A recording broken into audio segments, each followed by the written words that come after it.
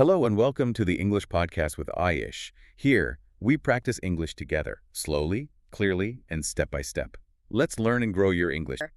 So today, we're doing something a little bit different. Yeah, a little more internal, maybe. Exactly. We usually tackle these big external topics, Mm-hmm. complex systems, history, tech trends. It's big out there stuff. Right.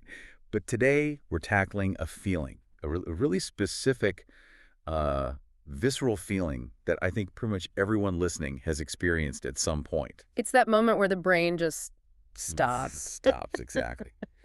Let's set the scene. You're learning a language, let's say English, since that's A, Right. and you've done the homework, you know the vocabulary, you have this perfect sentence constructed in your head. It's a work of art.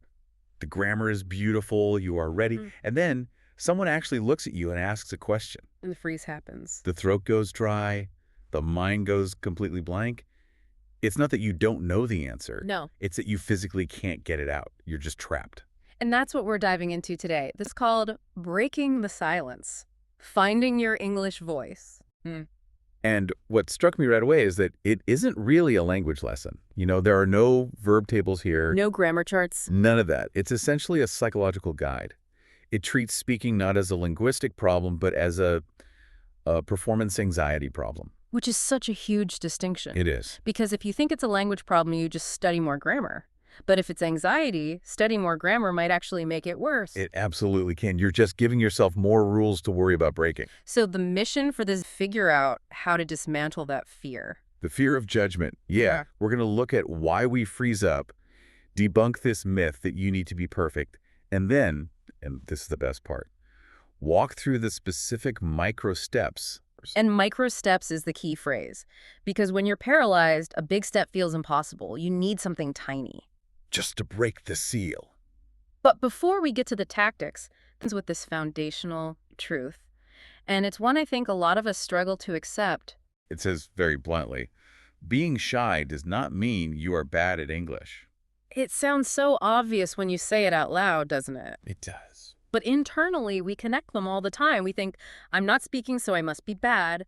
But this separates competence from performance. So you can know all the words, but you're afraid to perform them. Exactly. It's the difference between not knowing the answer and being afraid to raise your hand. That is the perfect analogy. Yeah. And that fear is almost always about social rejection. The fear factor, yeah. Course actually scripts out that internal monologue. Oh, that was painful to read. It's so accurate. It is.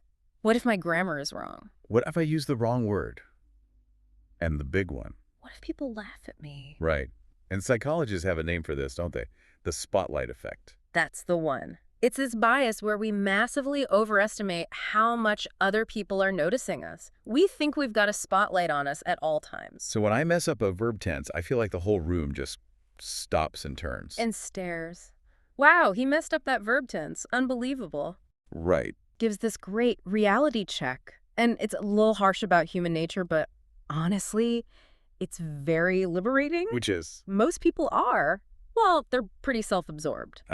They are too busy thinking about themselves, their own problems, how they sound, to even notice your little grammar mistake. So my catastrophe is basically invisible to them. Pretty much. And even if they do notice, they don't care. They're not grading you. No red pen. They're just trying to understand you. If you say, I go to store yesterday, they still know where you went. The communication was a success. Nobody's calling the grammar police. Exactly. But there's another layer here. The text brings up the myth of the fluent speaker. Oh, yeah. We imagine this person who never stumbles, never pauses. A golden god of language. Perfect syntax, perfect everything, like they're reading a script. And that's just a massive misconception. If you actually analyze the transcript of a real casual conversation, like the one we're having right now, It's a mess. it's a total mess. It's full of ums and ahs and false starts and, yes, even grammatical slips. But wait, if we both make mistakes, why do they sound fluent and the learner sounds stuck? What's the difference? The variable is resilience, or what calls repair strategies. Repair strategies. When a fluent speaker messes up, they don't stop. They either correct themselves on the fly or they just plow right through it. The mistake is a speed bump. You bounce a little and keep driving. Right. But the shy learner, They treat it like a brick wall. a total brick wall. They stop everything. They freeze up. They start apologizing. The whole conversation just derails. Wow. So fluency isn't about not making errors. It's about how you recover from them. That's it. That's the whole game.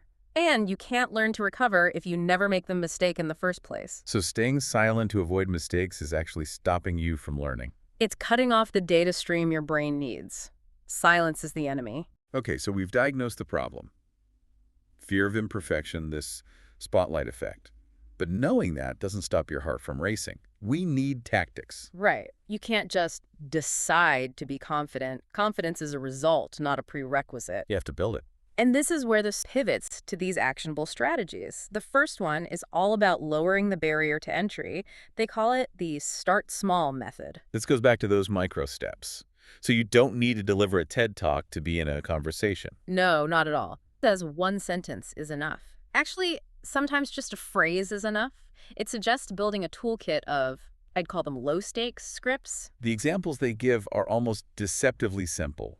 Things like, I think so. I agree. I'm not sure. That's interesting. And I know what people are thinking. They hear that and think, come on, that's barely speaking. That's cheating. Totally. But you're saying it's brilliant? Why? Because of cognitive load. Think about it. If I ask you a complex question, your brain has to do 3 things at once. Form an opinion, translate the vocabulary, and manage the grammar. Your brain overheats. It totally overheats. The anxiety spikes, you freeze. But if you just say, I agree... The cognitive load is almost zero. Exactly. It's a prepackaged chunk. You don't have to conjugate anything. But, and this is the key, it puts you on the scoreboard. It signals that you're participating. It breaks the seal. You've spoken. The other person nods. The world doesn't end. And your brain registers that as a small win. It's a confidence builder. It's like warming up before a workout. You don't walk in and try to deadlift 500 pounds cold. Perfect analogy. You start with the empty bar just to get the movement down. You earn the right to the complex sentences by getting comfortable with the simple ones. And honestly, a lot of conversations are just people saying, I agree, or really, back and forth. Okay, so that's strategy 1, using these life raft phrases. But strategy 2 is my favorite because it's for the person who is too scared to even say, I agree. This is the solo practice part. Yeah. And this admits it right up front. This is going to feel strange. Talking to yourself. Yeah, it feels taboo, right? Yeah. We think people who talk to themselves are maybe a little off. But for language learning, it's a superpower. Why? Is it just about the practice or is there more to it? It's about removing the audience variable. If the fear is judgment, then the only way to practice without fear is to practice where judgment is impossible. Which is when you're alone. Exactly. And this gives a few specific techniques. Talking in front of a mirror, or, I love this one, narrating your current actions. Yeah, tell me about the narration. It seems so simple. It is. It's literally just describing your life out loud.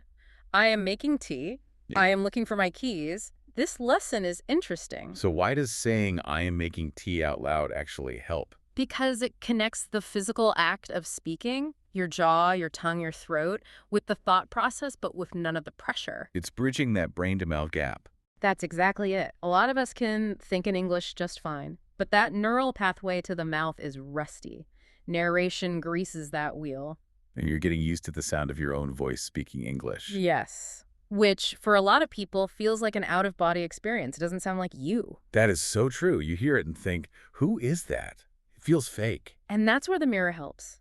When you see yourself forming the words, it forces you to accept this new identity.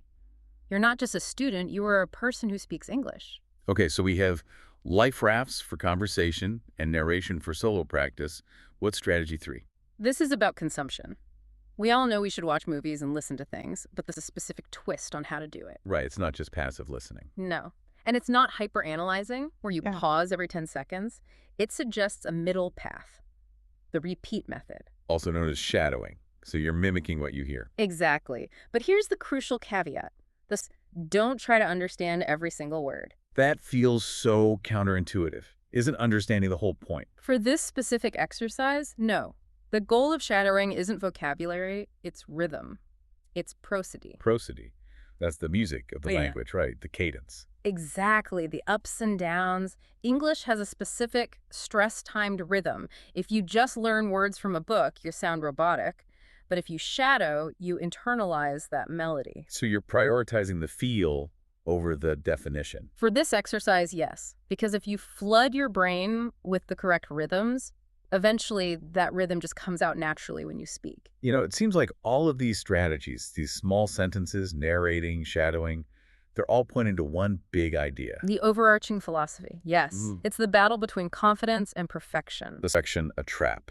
That's a strong statement. It is, but it's so true. The trap is thinking you have to wait until you're perfect to start speaking. But you only get better by speaking. If you wait, you just stay stuck in silence. Right, and there's a quote here that it nails it. I know the one you mean. It says, "Perfect English with no confidence is useless." That's the whole thing in a nutshell. I mean, think about it. Language is a tool for connection. You could memorize the entire dictionary, but if you're too terrified to use it, that knowledge has zero value. It's locked in your head. And we've all met people with broken English. Maybe their grammar is messy, their accent is thick. That they're confident. And they get by. They make friends. They get jobs. They order coffee. They are effective because they don't let imperfection stop them. Well, the perfectionist is still on the sidelines reading the rule book. And touches on accents here, too. It says, your accent is okay. Which is another huge source of insecurity for people. Huge. Reframes it. An accent isn't a mistake to be fixed. It's a feature. It's a sign that you speak more than one language, which is amazing. It really is trying to strip away every excuse we have for staying quiet. Success isn't, did I say that perfectly? No. Success is, did I speak? Did I try? That's the only metric that matters at the start. Okay, so as we wrap up, let's look at the final motivation the source leaves us with. It's a call to action. But it's also a visualization. It reminds you that this is a stacking game. One day of narrating, I am making tea, feels silly. It doesn't feel like a breakthrough. Not at all. But those moments stack up. And the goal, I love this part. The goal isn't just to speak better English. The goal is to get to a day where you realize you're just not shy anymore. That's the transformation. It's on an identity level. You stop being a shy student and you just become a speaker. You become yourself, just in a different language. So here's our challenge to you, the listener. Based on everything in breaking the silence. Start today. Not tomorrow. Today. Just one sentence. Use that start small method. Next time you can, just throw out a, that's interesting, or I agree. Or if you're alone right now, maybe walking or driving. Use the narration technique. Yeah. Look around and say what you're doing. I am listening. Walking the dog. Whatever it is. Just break the silence. Prove to yourself that the world doesn't end when you speak. And remember that core lesson. Perfect English with no confidence gets you nowhere. Messy, confident English opens up the world. Now, before we go, I want to leave you with one final thought to chew on. We talked about imagining the fear away. So let's make it real for a second. If you knew with 100% guarantee that no one would judge you, no one would laugh. What's the first thing you'd want to say in English? Who's the person you've been wanting to talk to? What's the story you've been wanting to tell? That's a powerful question, because that story is just sitting there, waiting. And the only thing stopping it is the silence. So go break it. Thanks for listening to